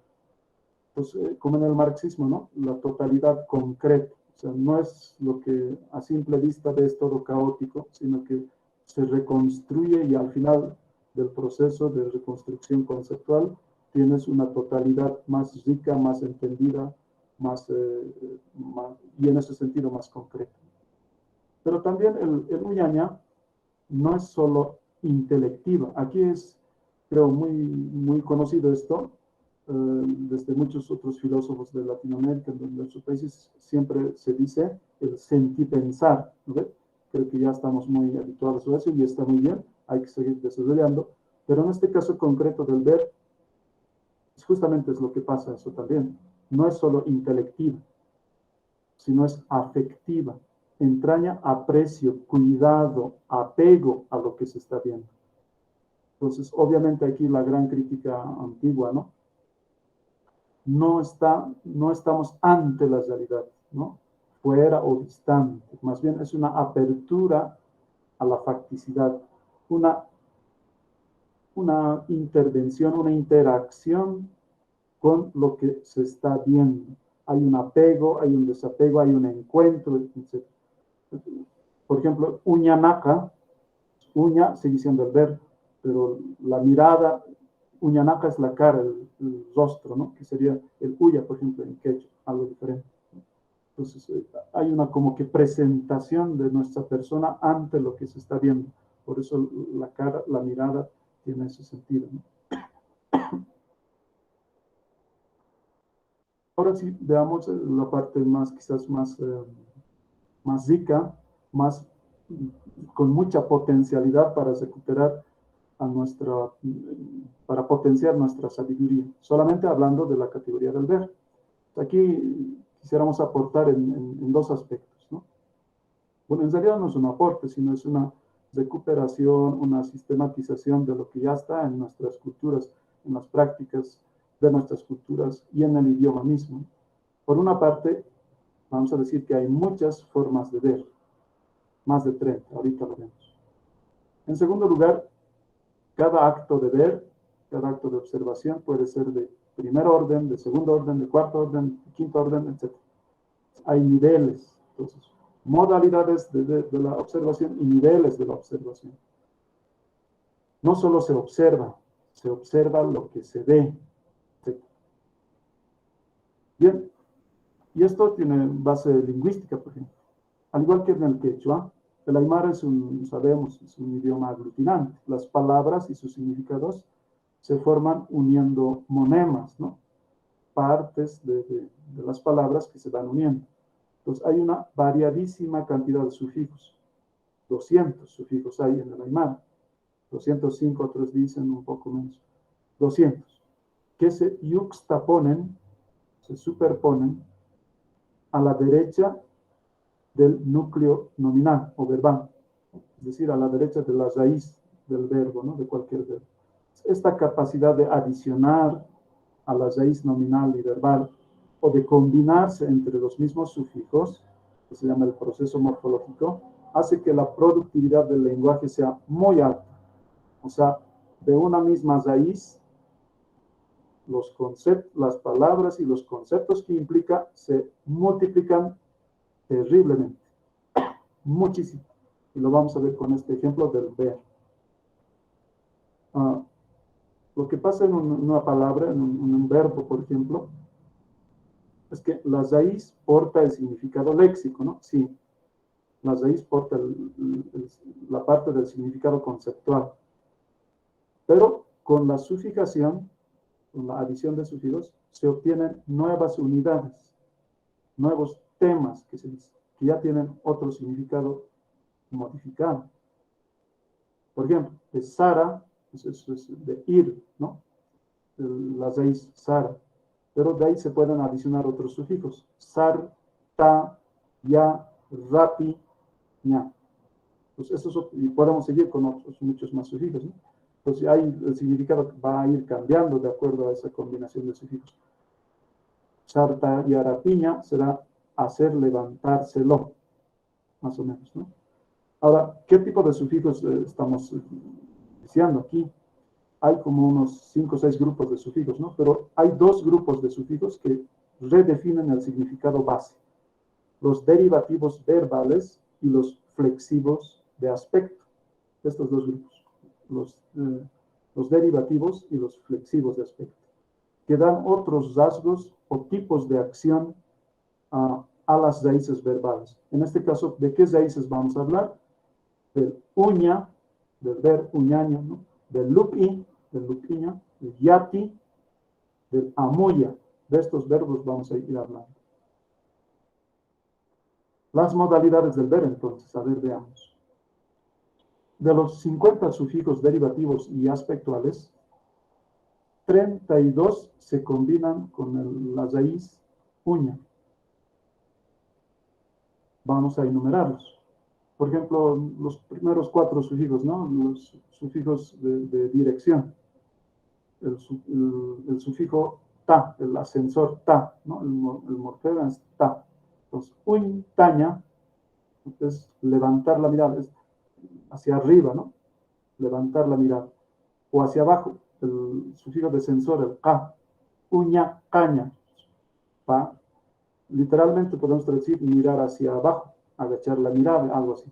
Pero en realidad significa uña, caña es bajar la información. Entonces, una persona se acerca a una casa y va mirando alrededor de la casa, quizás no con mucho cuidado, pero sí se memoriza, por decir, todo lo que está cerca de esa casa. Entonces, a ese acto de ir a merodear con la mirada se llama uña caña.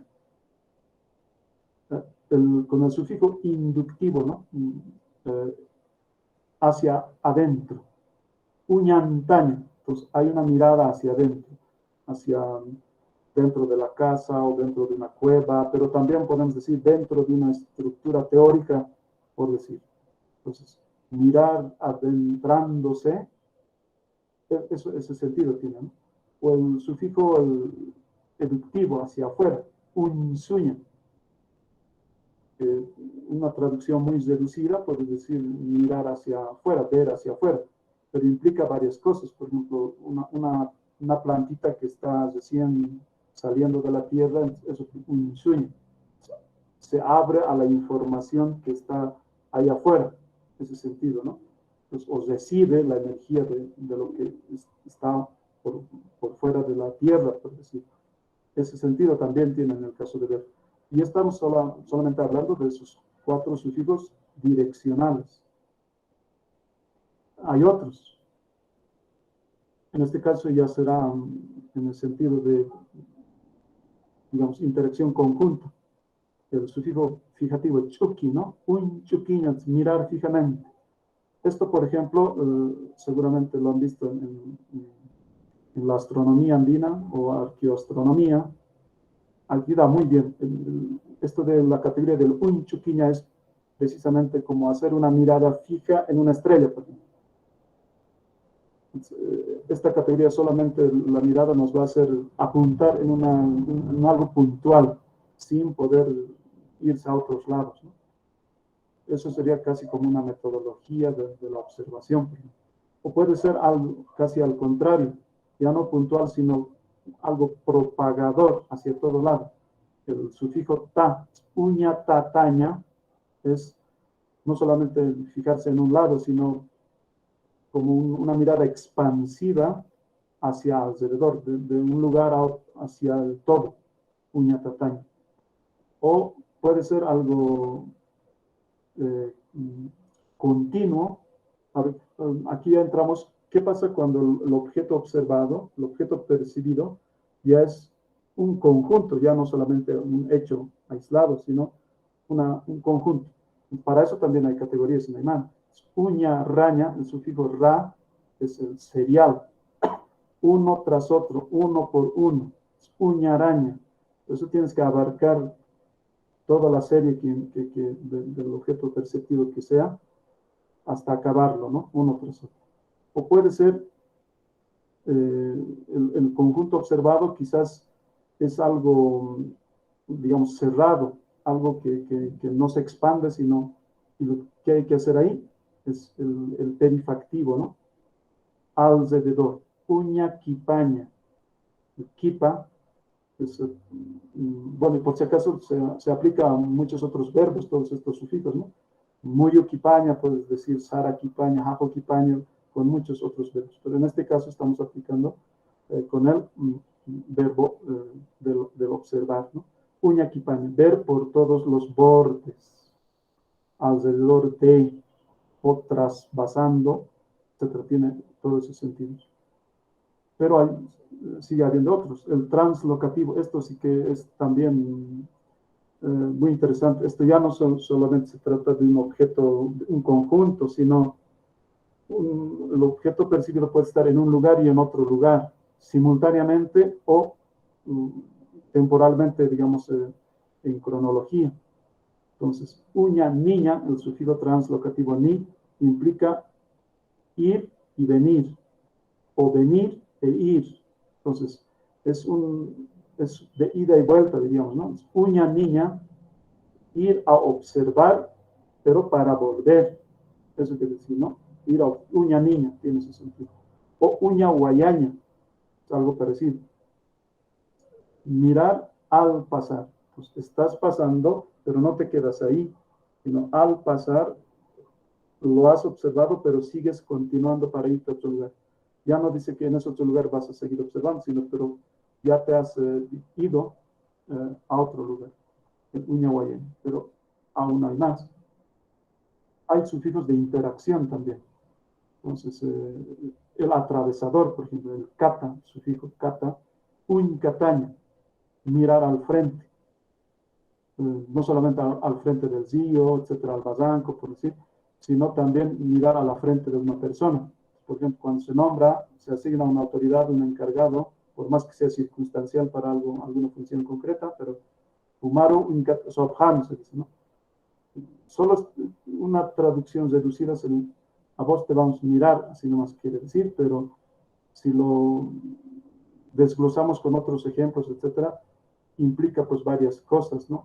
El designar, el atribuir, el delegar una autoridad, etc. Todo eso significa cataño.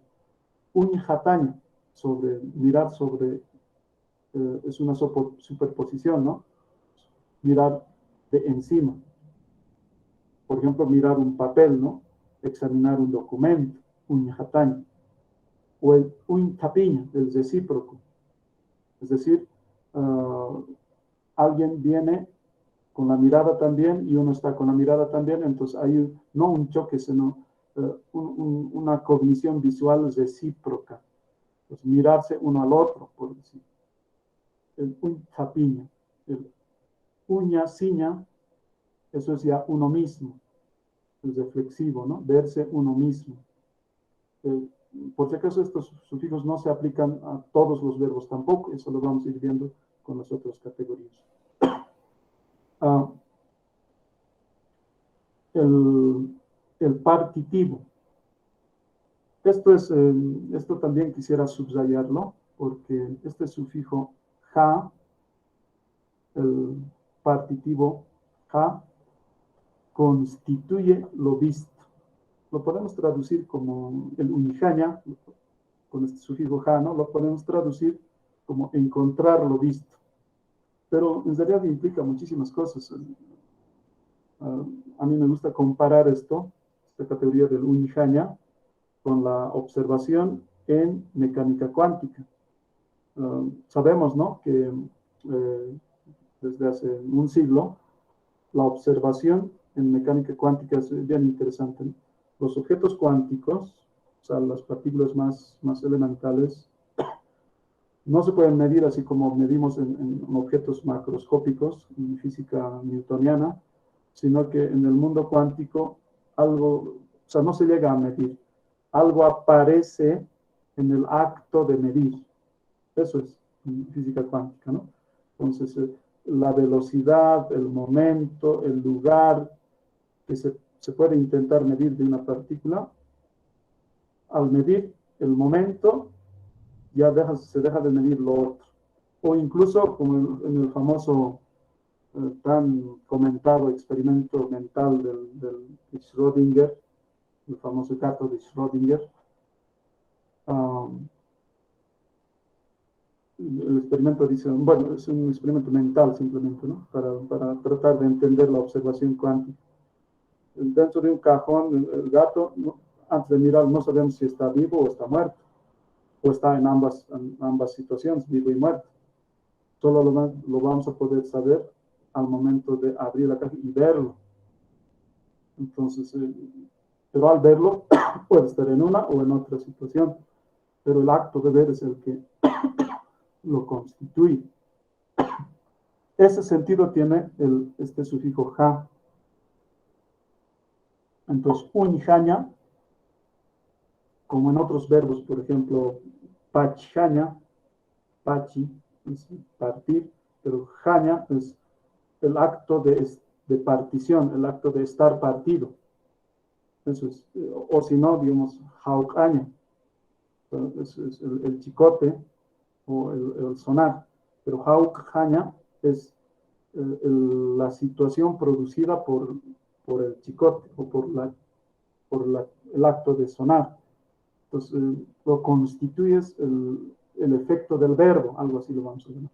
Ese sentido tiene el ja, entonces por eso decimos que unijaña constituye lo visto. En ese muy, muy parecido sentido de la observación cuántica, ¿no? El otro, que es bien particular también, el otro sufijo es el a. Y hace rato decíamos que el ver es no solamente intelectivo, es afectivo. Es decir, implica emoción, implica cariño, implica apegarse. Precisamente este sufijo es un marcador de eso. Entonces, cuando decimos uñaña, con este sufijo a, uñaña, ya es, bueno, se puede traducir como con conocer nomás, es atenuador, es limitativo, los lingüistas suelen traducir así, pero es también disfrute, algo que endulza, algo que, entonces, cuando con algunos verbos, como en el uñaña, se dice, es algo que es bien familiar, que lo sabes con cariño. Eso es el uñaña, ¿no? Igual que, por ejemplo, saraña solo será ir, pero sartaña es llegar donde estás yendo, o sea, apegarte, ¿no? Encontrar. Ese sentido tiene también aquí en el verbo. Uñaña es el apegarse, llegar con cariño al objeto visto, ¿no? Bien, el 17, la 17ª forma de ver, el sufijo causativo, el ya, ¿no? Uñayaña, hacer mirar, hacer ver, ¿no? Causar que vean, ¿no? Con otros verbos, digamos,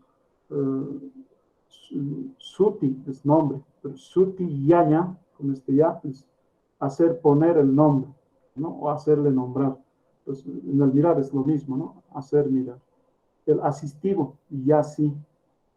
Uña ya siña es hacerse ver para uno, ¿no? Asistirse, digamos, para uno.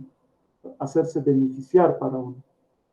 El factitivo, el cha, es parecido al ya también, ¿no? Entonces, uña chayaña, por ejemplo, es guiar la vista, ¿no? Entonces, la vista no solo es alguien que ve y punto, sino se puede lograr que vea en cierta orientación. Eso es uña chayaña. O, por ejemplo, con otro verbo, ¿no? Uta chaña, por ejemplo. Uta es casa, ¿no? Pero uta chaña es el acto de convertir lo que no es en casa. Entonces, no sé, hacer casa podemos decir, pero que implica más cosas interesantes, ¿no? Uña chayaña es lo mismo. El benefactivo, uña rapiña, el rapi, ¿no? Mirárselo, o el detrimentativo, el rapa, uña rapaña, mirárselo, parece lo mismo, ¿no? Pero el uña rapiña es algo más benefactivo y uña rapaña es más negativo, entonces tiene esa pequeña diferencia. Ahora, en los sufijos aspectuales, es decir, el aspectual quiere decir que en un mismo acto, cualquier acto, ya está incluido la temporalidad de ese acto. El acto puede ser un ratito puntual, puede ser durando, puede ser eterno. Esa temporalidad que un acto puede, está también en el Aymara muy distinguido varias categorías, ¿no? Por ejemplo, el ka, el durativo. El uincaña es mientras, ¿no? Ver todavía, estar viendo todavía. Pues, es una mirada en su duración de la observación, por decirlo. Otro sería el terminativo, un jaña. Entonces ya está como que ya acabando o ya ha acabado de ver. Entonces, o el progresivo, uñascaña. Entonces, estar manteniendo la mirada o la observación. Ahora, eso podemos seguir complejizando. Hay maneras de duración también, pero no vamos a entrar en otras sutilezas mucho más detalladas, digamos. Otros sufijos, el limitativo, el ki, es restrictivo, ¿no? Uñaquiwa, podemos decir. Solamente mira. Pero es una limitación espacial también, ¿no? O puede ser temporal también, pero es como que más material. Solamente mira un rato, algo así. O puede ser definitivo, lo contrario del ki, ¿no? El puni. Digamos, que la costumbre que se mantiene, ¿no? Uña punión, observa siempre, ¿no? Es una duración también, pero quizás más eterno, digamos, ¿no? Pero más definitivo, ¿no? En el sentido temporal. Alternancia, uñaraquiña, el raki, ¿no? Uñaraquiwa, podemos decir, ahora también ve. Entonces, también aquí hay simultaneidad, pero también alternancia. Apariencia. Ahora, esto también hay otro tipo de modalidad también, ¿no? El smacha, el sufijo de apariencia, implica duda, ¿no? Uñas machiva, entonces parece que mira, así podemos traducir, pero es un estado potencial que no se está actualizando. Es bien interesante en lógica modal, eso lo han estudiado mucho. Entonces, es una potencia aún no actualizada, digamos, ¿no? O está en proceso de actualización. No sé, en Aymara habría que teorizar mucho más todavía, pero solamente para traducir así, ¿no? Pareciera que el inferencial, pacha, el sufijo pacha, el inferencial, es probable, ¿no? Un pacha, seguramente B, probablemente B, igualmente es un estado potencial, pero más que no está en actualización. El dubitativo, el chi, no es seguro, es un chi y nace. Tal vez B, tal vez lo está verificando, no se sabe, digamos, ¿no? Eso. Y finalmente el plural, ¿no? K, el sufijo pluralizador, uñap cañanes, miraremos mientras. Es plural, pero también tiene este sentido de el acto de mientras, ¿no? También el ja, pero esto es el plural que incluye también. Uñap cañanes, miraremos entre todos, entre una comunidad, entre un conjunto, ¿no? Esas son las modalidades, son 32, que quizás se pueden encontrar más. Ahora, lo interesante es también, bueno, estas son maneras de ver, ¿no? Por una parte. Pero hay niveles, como habíamos dicho. Esta es la otra complejidad también, ¿no? Hasta ahora, en estas 32 formas de observación, solamente son de primer orden, son maneras de ver. Por la derivación se construyen las observaciones de segundo orden. Este proceso de derivación es igual, es morfología, ¿no? Es lingüística. De segundo orden, de tercer orden, de cuarto orden, y vamos a ver eso. En dos sentidos hay, cuando hablamos de niveles de observación. Y podemos hablar de niveles de saber, niveles de pensamiento, niveles de comprensión, etc. Pero ahora, como ejemplo, estamos partiendo de modalidades y niveles de la observación. Pero en dos sentidos, decía. Uno es los tipos de acción. Así se llaman también en semántica, en lingüística, ¿no? O en filosofía del lenguaje, mejor. Los tipos de acción se superponen en secuencia, ¿no? Ahorita acabamos de ver, por ejemplo, uña yaña es hacer ver, pero otro sufijo ya puede decir uña tataña, mirar en expansión, etc. Cada uno son formas de ver. Ahora ya estamos diciendo, cada una de esas formas de ver se combinan a su vez. Eso estamos diciendo.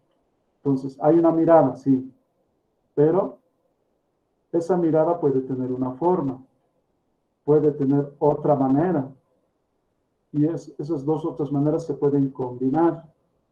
Y una tercera manera también se puede seguir combinando, y una cuarta y una quinta.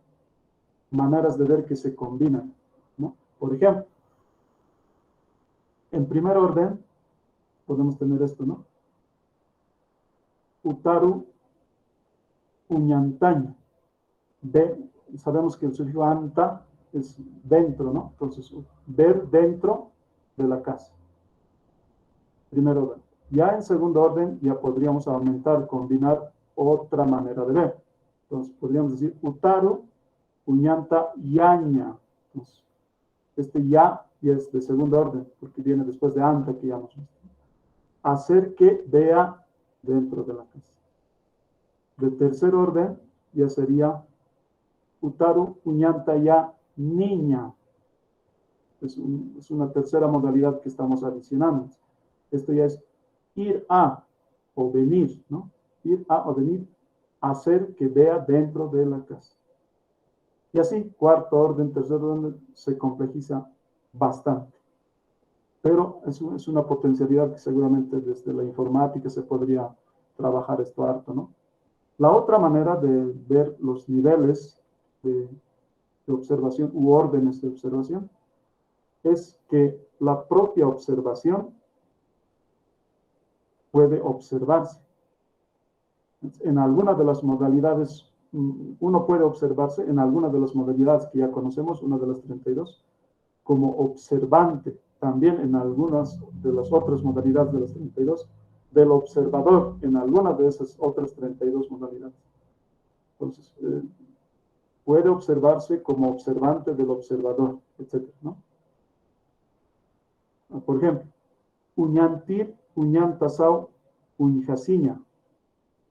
Entonces, hay que verse viendo al que ve dentro, ¿no? Uñantir, uñantasau, uñjasiña. Ahora, esto lo podemos verlo con más claridad. Este otro frase que se dice, ¿no? Ukam, siwa, sasin, sasau, sata. Esa es la fórmula completa, ¿no? Ukam, sasin, sasin, sasau, sata. ¿No? Ukam, siwa, sasin, sasau, sata. Que su traducción sería, a ver, así diciendo, a ver, ¿cómo es? Me corta la traducción. Al decir, así diciendo, vas a decir. Así sería más o menos la traducción, ¿no? Ukam, siwa, sasin, sasau, sat. Ahora, esto es solamente una frase. Se podría aplicar al acto de ver, se podría aplicar a los otros actos cognitivos, ¿no? Esa es otra manera digamos, de desdoblar observación de primer orden, segundo orden, tercer orden, cuarto orden, incluso, y demás, ¿no? Ahora tenemos cuadros como este. Podemos resumirlo, digamos, los órdenes de observación. Los 32 maneras que hemos dicho son de primer orden, pero entre esos sufijos de los 32, entre ellos también se combinan, pero hay reglas de combinación. No cualquier sufijo se combina con cualquiera, no cualquier sufijo está en el tercer orden o en el cuarto orden, sino tiene su lugar en esta ordenación, digamos, ¿no? De la sufijación verbal. Por ejemplo, en segundo orden puede estar este es el orden, digamos, que se ha encontrado, donde se puede ir combinando los sufijos. El sufijo atenuador puede ir en segundo orden. Por ejemplo, podemos usar el uña, la raíz.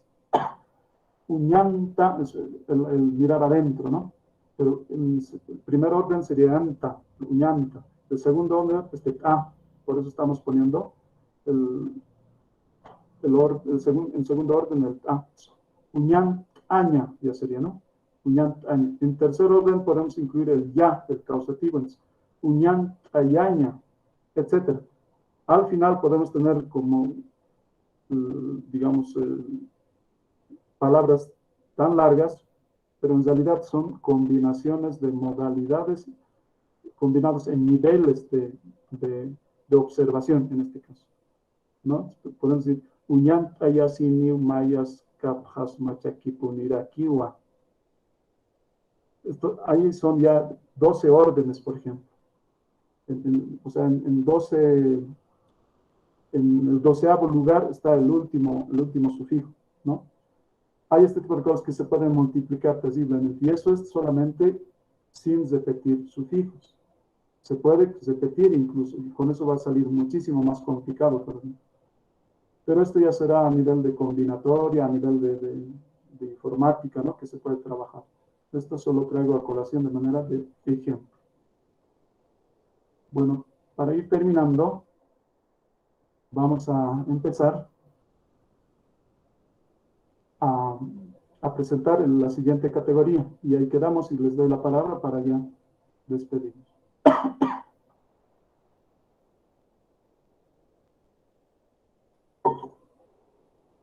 El pensar, el luquiño, que es la otra categoría. Bueno, primero vamos a decir que el racionalismo es el que sostiene que la razón tiene prioridad para adquirir el conocimiento. Es lo contrario al empirismo. La facultad del alma que funda el conocimiento a priori. Esto viene de Kant, ¿cierto? Y Kant es el que mucho mejor lo ha desarrollado esto de cuáles son las condiciones no empíricas, sino solamente desde la reflexión de la razón, que se autofunda para producir el conocimiento, ¿no? Eso es Kant. Y revisando Kant es terrible revisar toda su teorización de su lógica trascendental, ¿no? Entonces, solo para el racionalismo, solo el intelecto puede acceder a las formas y principios de lo real. Eso decía Platón, por ejemplo. Es otra forma del racionalismo, la primera forma del racionalismo, ¿no? El platonismo. Solo el intelecto puede acceder a las formas y principios de lo real. Recordemos que para Platón lo más real, lo más puro estaba en el mundo de las ideas. ¿Quién puede acceder a eso? Solamente la razón. Por decir, ¿no? Puede haber una manzana, un color medio rojo, medio verde, otra manzana más rica, otra manzana menos rica, otra quizás ya podrida. O sea, las cosas reales solo son maneras imperfectas de existencia. En cambio, cuando decimos la manzana, esa forma pura de la manzana, eso solamente está en ese mundo de las ideas, que no cambia, es inmutable, ¿no? En cambio, las manzanas reales solo son cosas imperfectas, falsas, digamos, de esas formas verdaderas y puras del mundo de las ideas. Otro, como sabemos, es Descartes, de este mismo racionalismo, que decía que partimos de principios intuidos directamente por la razón. O sea, recordemos que su famosa prueba de la existencia es dudar de todo. Dudas de todo y al último, dudando de todo, solamente te va a quedar que el que está dudando. Y la única certeza es el que duda. De esa manera va a pretender demostrar que soy cuando pienso, recién soy. Entonces, eso es otro. Bueno, en realidad él funda el racionalismo moderno, ¿no? Hola, es la Inge. razón. Sí, Machu. buenas noches. Hola. Ya vamos terminando. Bien, otro va a decir para Leibniz, por ejemplo, que es otro racionalista, que las verdades se basan en la ley de no contradicción. El principio más básico del que derivan todas, digamos, en ese sentido, ¿no?, de principios, es que las verdades se basan en la ley de la no contradicción. Entonces, eso para el caso de las verdades necesarias. Únicamente diciendo que si no hay contradicción, de ahí van a derivar todas las demás otras leyes o principios, ¿no? O también, para el caso de las verdades contingentes, Leibniz va a decir que todo se basa en el principio de la razón suficiente. Todo eso simplemente son principios lógicos, no hay nada de empírico ahí, solamente uno reflexiona y descubre o se autodescubre en la razón estos principios lógicos de fundamentar el conocimiento, ¿no? Bueno, para hablar de economía, aparte del racionalismo, está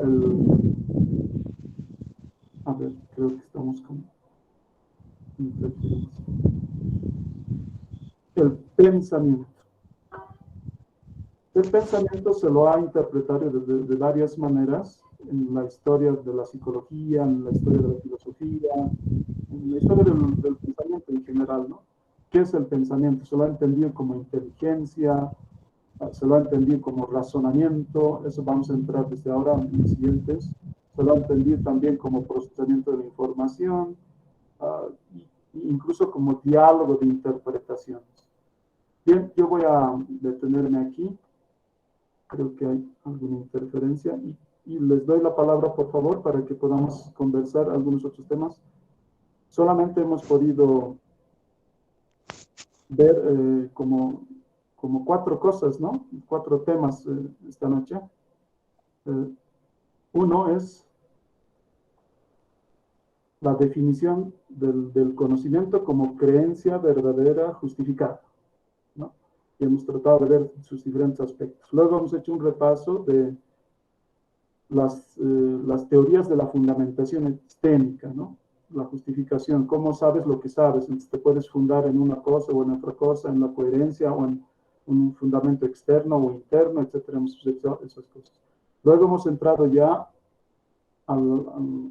al acto de percepción, en este caso en el acto de observación en el Aymara. Y ahí lo que hemos hecho también es ver, desglosar las 32 formas de ver que nos permite distinguir este juego de sufijos, de los 50 sufijos, pero de esos 50, 32 se aplican muy bien al acto de ver, ¿no? Y luego hemos dicho que aparte de modalidades de ver, hay niveles, o sea, primer orden, segundo orden, tercer, cuarto orden, etc. Eso es lo que hemos hecho en esta sesión y quisiera, por favor, alguna complementación, alguna pregunta, algún comentario, crítica también. Bueno, les doy la palabra y con eso nos despedimos.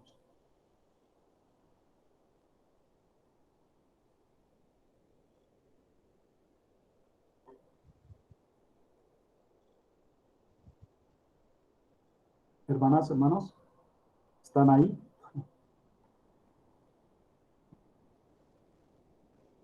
Sí.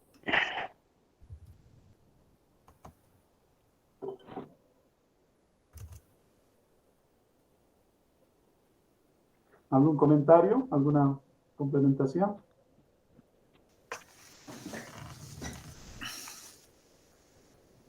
Buenas noches. Buenas noches, hermano.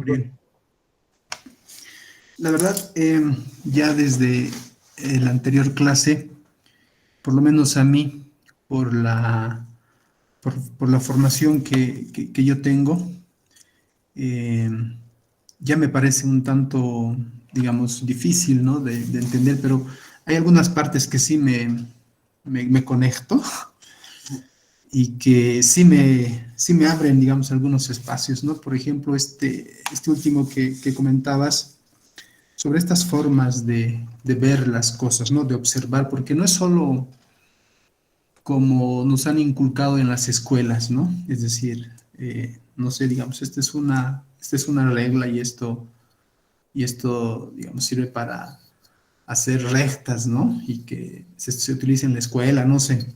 Ese tipo de percepciones que, claro, o sea, el hecho de hacer que nosotros estemos obligados a asistir a la escuela ya implica el recibir cierto tipo de información, ¿no? Y bajo ciertos formatos. Y que, por lo menos a mí, si es que no logro, digamos, recibir esta información que nos estás dando, me quedo ahí, ¿no? Y con seguridad no voy a tener yo la posibilidad de darle más información, ¿no? Por ejemplo, a mis guaguas, ¿no? Entonces, hay varias cosas, ¿no? Que por ejemplo, mi abuelo, que ya no está físicamente en vida, o mis papás, ¿no? Que alguna vez les escucho yo hablar de otras formas de ver, y claro, uno simplemente recibe esa información y no logra interpretarla, ¿no? O sea, hasta dónde llega ese nivel de información. Yo te cuento algunas cosas, ¿no? Que en un anterior módulo ya comentaba un profesor, ¿no? Por ejemplo, el hecho de ver en los animales o la forma de emitir sus sonidos, ¿no? De algunos pájaros, de algunas aves que ves y se presentan ya algo, ¿no? Tiene alguna significación. Yo me acuerdo, y no sé si en son de broma, una vez mi papá, todavía lo veo haciendo algunas cosas, ¿no? Cuando, por ejemplo, ve las nubes y como que parecer soplando las nubes, ¿no? Parecería que le está dando o está, digamos, evitando que caiga la lluvia, digamos, ¿no? Entonces, uno desde la lógica del conocimiento occidental dice, esto es hasta tonto, digamos, ¿no? ¿Qué está haciendo? O el hecho de ver en el campo, yo hace tiempo veía esto, cuando las nubes se están preparando para caer y fuerte, digamos, en granizada, yo me acuerdo que hacen reventar la dinamita, por ejemplo, ¿no? Entonces, claro, uno desde este conocimiento formal occidental que uno lo ha recibido, dice, no encuentra, ¿no?, ninguna otra significación, más bien le da otro tipo de valor. Entonces, estas formas de conocimiento y estos términos que para mí, como te digo, son todavía complejos, ¿no? Para ti, tal como lo explicas, parecería ser tan lógico, ¿no? A mí todavía me cuesta, pero yo llego hasta ese nivel, ¿no? Y entiendo hasta, por lo menos así recibo yo esta información que nos estás transmitiendo, hermano Florian. Bien, muchas gracias, Rolly. Es verdad, lo que a mí me gustaría mucho y digamos, para seguir avanzando en esto, por lo menos que nos hayamos quedado hoy día, sabiendo que habían habido muchas maneras de ver, o sea, como decías, ves una regla, bueno, ves eso puntualmente, pero desde la Aymara puedes ver alrededor, puedes ver adentro, puedes ver arriba, encima, puedes ver atravesando, puedes ver allá y aquí simultáneamente, incluso puedes ver, incluso sin ver, al decir que estás viendo algo, lo puedes constituir, etcétera. Por lo menos como debate quisiéramos que nos quede eso. Bueno, después voy a compartir también en la plataforma algún otro material para seguir profundizando. Bueno, gracias, hermano Rolly, por tus palabras. Quizás alguna hermana, algún hermano. Si no, estaríamos cerrando aquí y nos vemos el siguiente martes.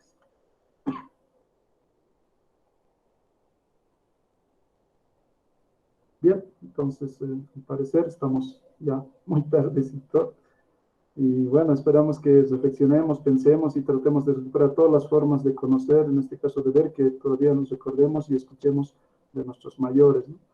Bueno, que sea buena noche, descansen, a cuidarse. Yo estoy un poquito afónico por andar de frío seguramente.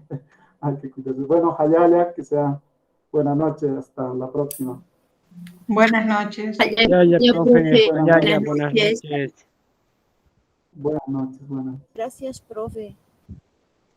Gracias a ustedes, por favor. Gracias, profe. Gracias. Buenas noches, gracias. Buenas noches, buenas noches.